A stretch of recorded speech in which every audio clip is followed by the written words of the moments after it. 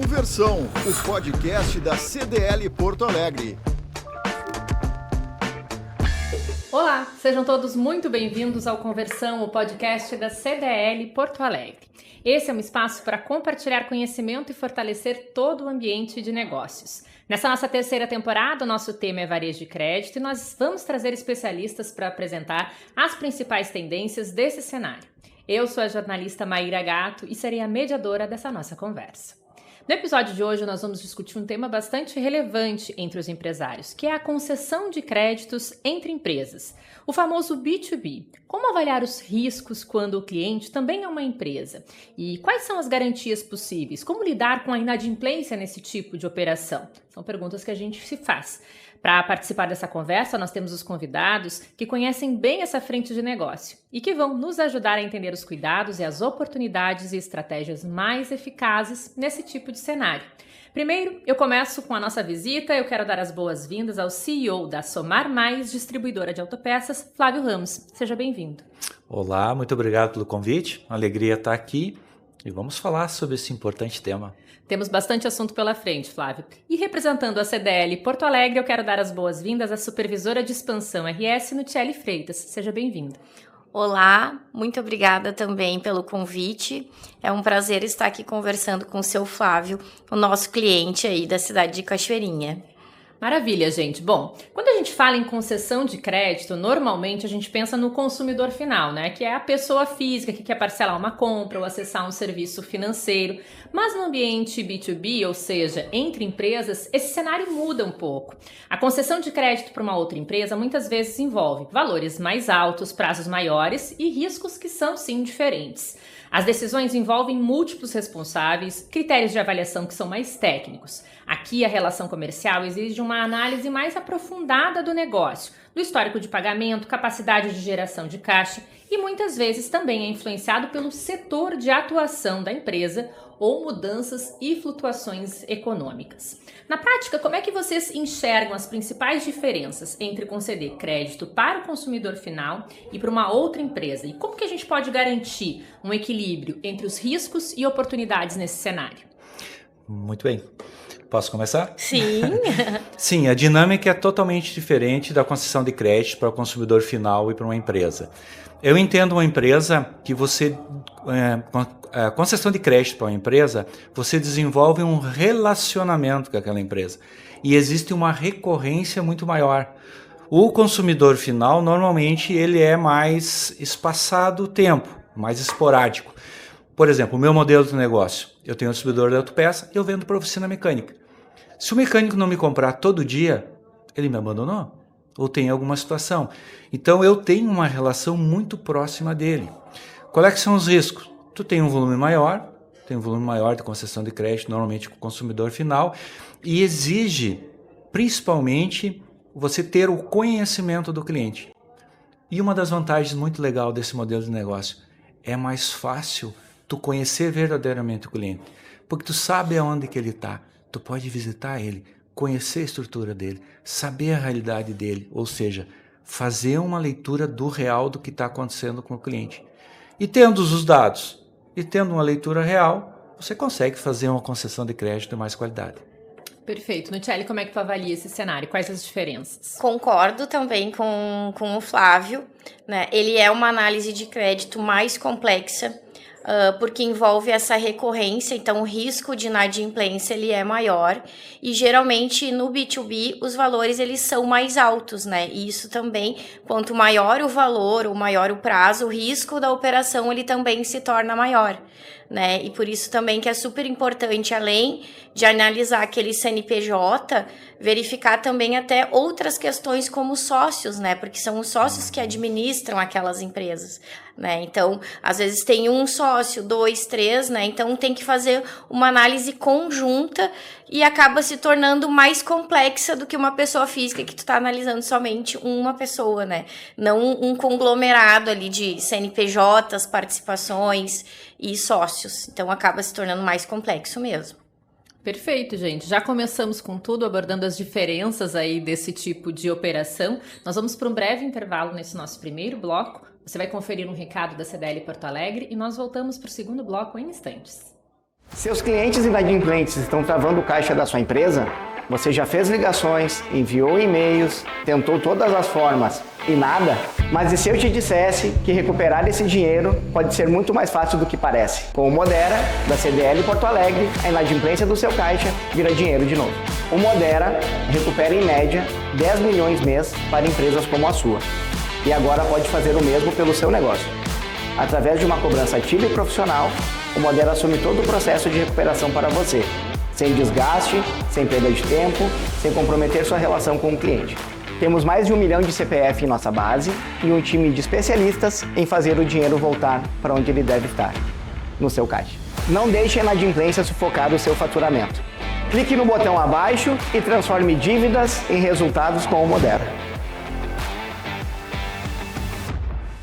Se o crédito entre empresas exige atenção redobrada, ele também oferece grandes oportunidades. Quando bem estruturado, pode ser uma alavanca importante para o crescimento.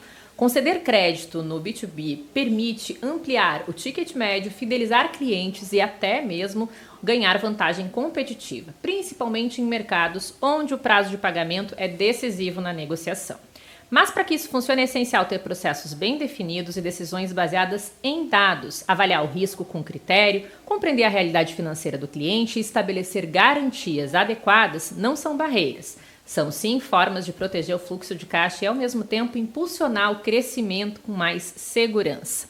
Bom, falamos um pouquinho sobre esse tema no primeiro bloco e agora eu quero falar de dados com vocês. Eu queria ouvir que tipos de informações nós costumamos analisar nessa hora de conceder crédito para uma pessoa jurídica. E além disso, de que forma que o histórico ou o score dos sócios pode influenciar nessa decisão. Um pouquinho do que nós falamos no primeiro bloco, né, Nuccelli? Podemos aprofundar? Claro. Nós aqui da CDL Porto Alegre, nós fizemos um trabalho junto com as empresas, né, justamente para auxiliar nessa questão da análise de crédito. E nós sempre reforçamos, né, seu Flávio, o quanto é importante ter uma política de crédito bem escrita, né, e adequada para o seu segmento, porque o B2B, ele tem diversos segmentos, né, alguns a gente sabe que a inadimplência ela é mais alta, outras um pouco mais baixa, e a empresa ela tem que estar atenta a isso, né, então solicitando documentos, né, para comprovação, para evitar fraudes, as próprias visitas, né, que o seu Flávio comentou também, que isso é importante para conhecer o quanto que aquele cliente tem de estoque, qual é o tamanho da empresa dele, né, verificar os órgãos de proteção de crédito é também importante.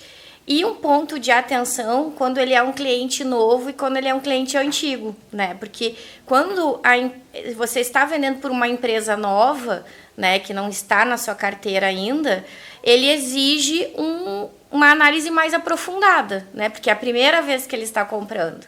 Mas quando ele é um cliente antigo, também é necessário verificar os históricos internos, né? Porque você tem ali duas bases, né? Uma interna e outra externa, e levando isso tudo em consideração.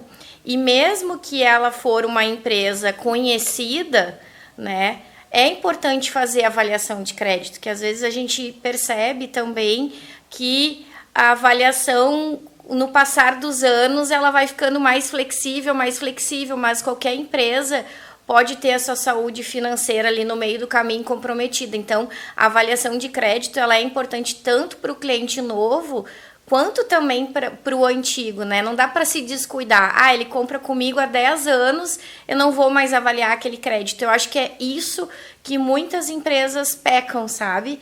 Porque vai levando, fornecendo crédito e esquecem de fazer aquela avaliação. Então, mesmo quando ele for um cliente antigo, tem que avaliar para ver se aquela saúde financeira tem que aumentar o limite do cliente ou reduzir o limite do cliente, levar em consideração o histórico interno para isso. Perfeito. Flávio, como é que tu analisa? Que tipo de documentações e o que é preciso ser levado em conta?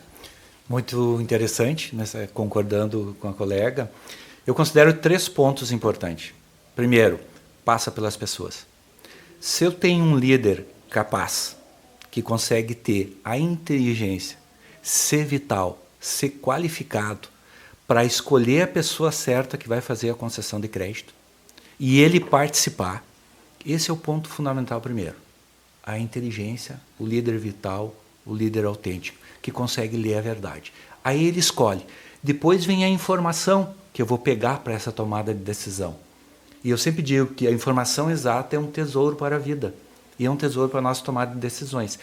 E o terceiro ponto é o relacionamento. Se eu tenho condição de conhecer o real do meu cliente e oferecer para ele o que ele precisa e não necessariamente aquilo que ele quer, e aí passa muitas vezes até de uma concessão de crédito negativa. Eu tenho clientes, por exemplo, que se eu aumentar o prazo para eles, eles vão fazer isso com o cliente deles e eles não têm uma estrutura de concessão de crédito. Eles não estão no lado de uma entidade que pode fornecer essa solução para eles. E eles querem fazer de forma amadora e eles perdem dinheiro. Então, se eu leio o real, se eu tenho relacionamento, se eu conheço o que o meu cliente precisa, eu ofereço uma situação mais adequada de crédito para ele. Às Então, vezes esses a três pontos são inteligência vem importantes. de quem oferece o crédito, né? No sentido até de capacitar melhor essa empresa que está solicitando o crédito, né? É muito comum, principalmente nós que trabalhamos com empresas pequenas, a gente ajudar nesse processo. A gente fornece um trabalho muitas vezes de consultoria para o cliente, né? E nos agrada muito estar contribuindo com a vida financeira do cliente, ajudando ele a conceder um crédito para o cliente dele. Mas esses três pilares são extremamente importantes, que normalmente há uma negligência das empresas nesses pontos, começando pela liderança. Porque se eu tenho um líder capaz, ele vai saber fazer a escolha da melhor informação e a interpretação dessa informação. Há uma leitura também nas entrelinhas nesses casos, né? Para além dos documentos e dados, esse líder tem que ser capaz de fazer essa leitura? Total. Um líder que consegue ler o real, a verdade, ele consegue dar a melhor solução. E se ele tem uma empresa, uma entidade parceira que pode trazer a informação exata e até a sugestão para ele, isso é fantástico. Por isso que eu considero extremamente importante a validade do líder, as informações que ele está trabalhando e o relacionamento com o cliente. Não vejo como dar errado. Tu pode sim vender muito mais para ele, conhecendo verdadeiramente ele, fornecendo a solução adequada para ele. Porque para mim crédito é venda, cobrança é venda. Né? Na empresa a gente tem a central de crédito e cobrança. Não, a gente tem a central de venda a prazo. Que daí já muda todo o viés. Porque somos uma empresa de venda. E a gente tem que pensar na venda. E a gente sabendo conceder um crédito de valor, a gente vai vender mais. Se cria um ambiente, né, sustentável tanto para quem fornece o crédito quanto para quem recebe. Queres acrescentar mais alguma coisa, Nutiel? Sim, o que eu quero acrescentar é em relação também, muitas vezes, o que acontece nas empresas menores é que se mistura muito a área de vendas com a área financeira, né? Isso também, às vezes, acaba prejudicando uma análise de crédito, né? Porque, obviamente, a área comercial ela tem que ter o relacionamento com o cliente, mas a área comercial ela também tem suas metas de vendas, né? Então, muitas vezes a área de vendas ela vai querer que todo mundo seja aprovado, né? Porque tem as suas metas. Então, tem que ter o equilíbrio também, né? Que isso é um fator determinante, ter o equilíbrio para que isso não atrapalhe o financeiro na hora da sua análise, né? Porque o financeiro, né? Quem tem perfil financeiro vai querer evitar a inadimplência.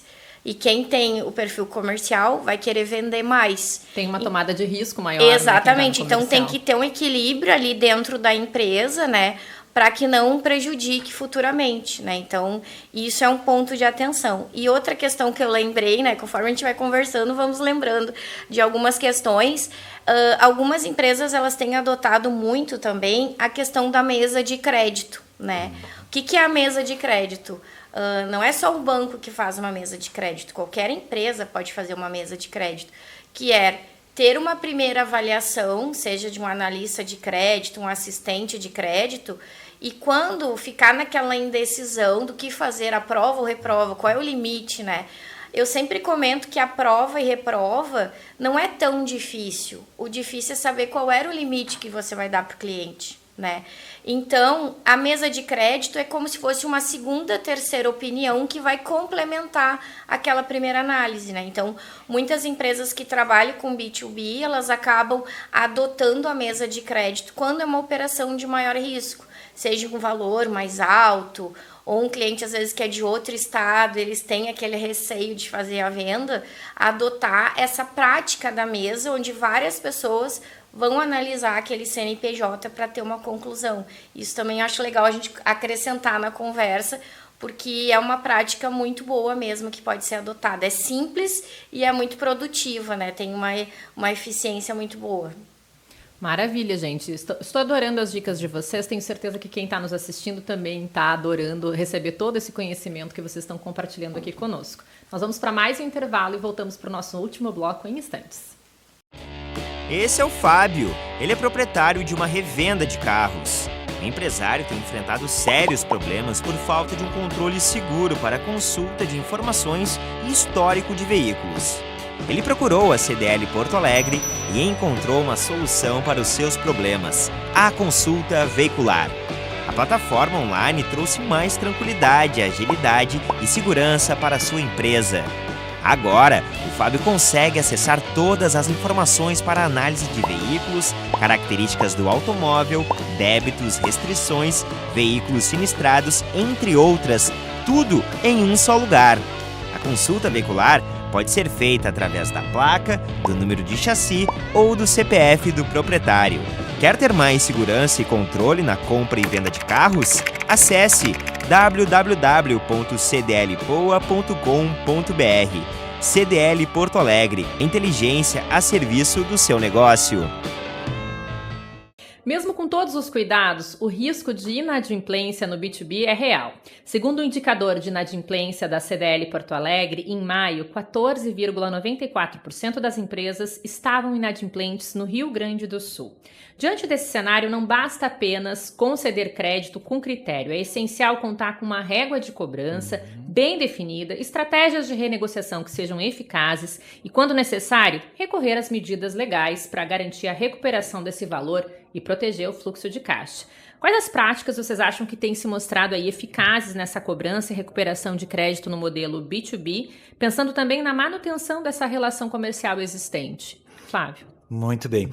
Vamos então partir da premissa que a gente está fazendo o básico bem feito. Quando tu vai abrir um cliente, tu faz um cadastro de valor, você faz uma pesquisa, você bota um limite de crédito condizente e você tem internamente os processos bem definidos. Ou seja, se você não está automatizado 100%, não é problema, mas cria a tua regra de cobrança dando todos os passos para as pessoas seguir. Se a gente tem esse básico bem feito, eu acredito que aí nós já temos um ganho enorme, já estamos um passo bem na frente da maioria das empresas. O segundo passo, para mim, importante, eu acho que fica uma dica, pelo menos a gente funciona assim, a decisão fica lá na ponta, na base, aonde acontece, com o gerente da loja, com quem faz a operação. E daí essa pessoa, ela tendo uma capacidade, uma inteligência, ela vai tomar a melhor decisão, porque ela vai fazer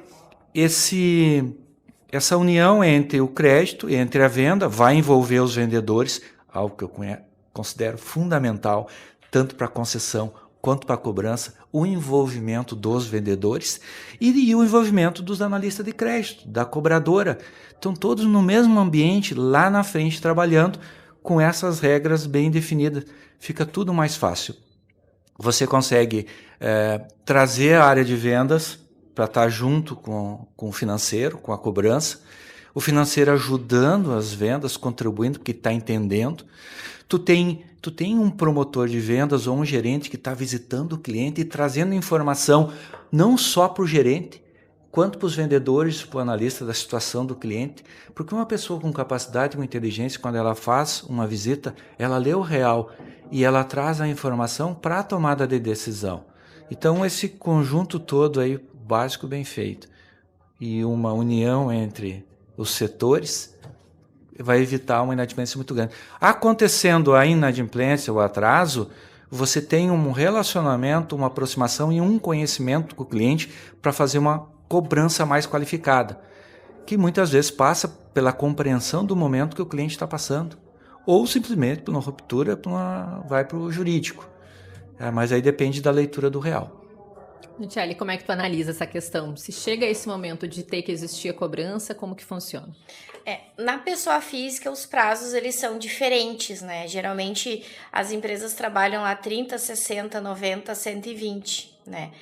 Na pessoa jurídica, que é o B2B, que é o nosso assunto, geralmente os prazos eles são menores, né? Então, geralmente é 7, 14, 21, né? Então, a cobrança ela tem que estar mais atenta, porque os prazos eles são menores também, né? Isso é importante. E tem aquele ditado que a gente usa muito aqui na CDL, que quem cobra primeiro recebe primeiro, né? Então, quanto mais tempo demorar para cobrar o cliente, aquela dívida ela vai virar uma bola de neve, né? E vai ser mais difícil de recuperar, né? Então, a empresa ela não tem que ter medo de fazer a cobrança, tem que envolver, como, né, o Flávio falou, as pessoas para fazer essa cobrança. Claro que quando a empresa ela faz a cobrança, ela também não pode se indispor tanto com o cliente, porque a intenção é que esse cliente ele pague e volte a comprar, né, Flávio? Perfeito. Então, tem que ser essa cobrança organizada, mas que não possa deixar acumular, né? Tem que estar atento ao setor de cobrança para que quem cobra primeiro recebe primeiro. Então, unindo essas forças, acaba tornando esse processo mais fácil, né? Para o cliente pagar e voltar a comprar de novo na empresa. Porque essa é a intenção, não pode perder o cliente também. Perfeito, gente. Eu queria agradecer, em nome do Conversão, a presença de vocês aqui. Muito obrigada, Flávio. Tá bem, obrigado pelo convite. Fiquei honrado e está sendo uma alegria participar aqui. Obrigada também a ti, Nuchelli. Muito obrigada. Adorei esse bate-papo. Para encerrar, quero também agradecer a você que nos acompanhou no dia de hoje. Este é o 4º episódio da nossa série e aguardamos vocês nos próximos episódios. Então, continue aqui com a gente. Acompanhe também nas nossas redes sociais da CDL Porto Alegre, onde tem muito conteúdo sobre crédito, varejo, economia. Nós estamos no Facebook, Instagram, LinkedIn e X. É só procurar por CDL Poa. E tem mais, no nosso site você confere as principais notícias, eventos e projetos aqui da entidade. Acesse www.cdlpoa.com.br. Um abraço e até o nosso próximo episódio.